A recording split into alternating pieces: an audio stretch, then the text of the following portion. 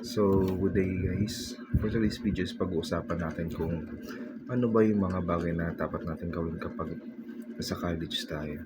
So, unang-una is kailangan mong maging faithful.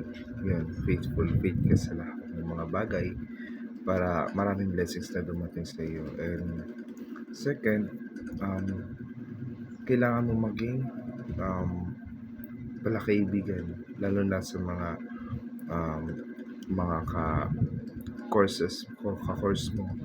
Yun, so para meron kang sandalan kapag may dumating man na problema when it comes man yun sa financial or emotional. Yan. So, yun. Guidance is one of the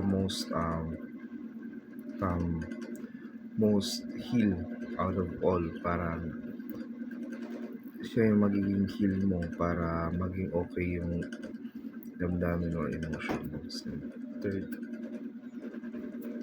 kailangan mo rin magkaroon ng mga backers or mga financial support. So for example, meron sa mga tawag dyan, sa mga scholarship programs like provincial scholarship programs, JED scholarship programs, and so on. So yun, yun ang mga tatlong bagay na kailangan mo, and especially kailangan mo din yung support ng parents mo.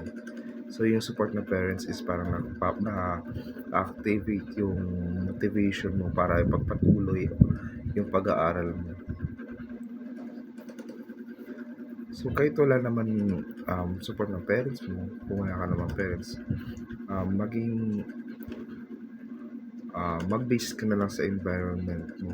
So kailangan mo patunayan sa sarili mo na kaya mo itong isang bagay na to. And yun lang.